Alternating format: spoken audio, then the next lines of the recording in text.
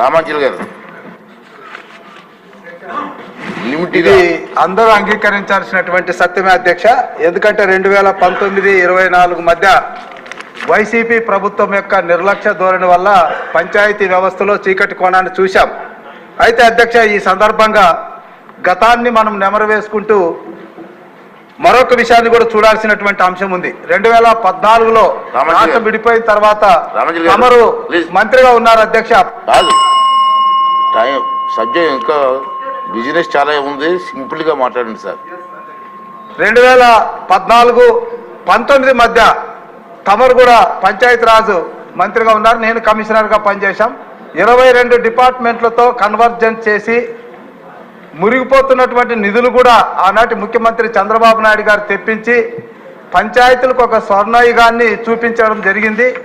అదే వ్యవస్థను తిరిగి మరి ఇప్పుడు మా డిప్యూటీ ముఖ్యమంత్రి గారు చొరవతో అదే వ్యవస్థను తీసుకురావాల్సినటువంటి ఆవశ్యకతను నేను మీ ద్వారా మంత్రి గారికి విన్నవించుకుంటున్నాను అధ్యక్ష.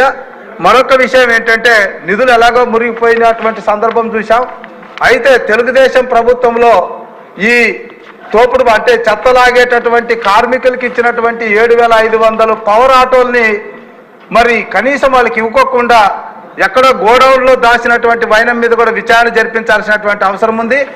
తర్వాత అధ్యక్ష, మరి అక్కడ పంచాయతీలో పనిచేస్తున్నటువంటి ఒక 2,500 మంది నిర్భాగ్యులైనటువంటి కంప్యూటర్ ఆపరేటర్లకు వాళ్ళకి ఏమాత్రం కూడా అవకాశం ఇవ్వకుండా సచివాలయంలో మరొక కోణంలో వాళ్ళు ఉద్యోగులు తెచ్చారు. ఎందుకు తెచ్చారో తెలుసా అధ్యక్ష? 2019లో మనం దిగిపోయేటప్పుడు ఫిబ్రవరి నెలలో వాళ్ళకి 15,000 జీతం ఇచ్చినటువంటి పాపానికి తెలుగుదేశం 15,000 జీతం చేసింది కాబట్టి మీరు మా వాళ్ళు కాదని చెప్పి కొత్త వ్యవస్థను తీసుకొచ్చారు సచివాలయంలో. మరి వీళ్ళకి ఈరోజు ఫైనాన్స్ నిధుల నుంచి జీతాలు చెల్లించాల్సిన సమయంలో వాళ్ళేమో నిధులు పక్కదారి పట్టించారు. వాళ్ళకి జీతాలు లేక ఆకలితో అలమటిస్తున్నారు. ఒకవైపు సర్పంచులు బజార్లో భిక్షమెత్తారు, మరొక వైపు సిబ్బంది జీతాలు లేక అవస్థలు పడ్డారు. ఇది వైసీపీ ప్రభుత్వంలో పంచాయతీ వ్యవస్థకు పట్టినటువంటి గ్రహణం అధ్యక్ష.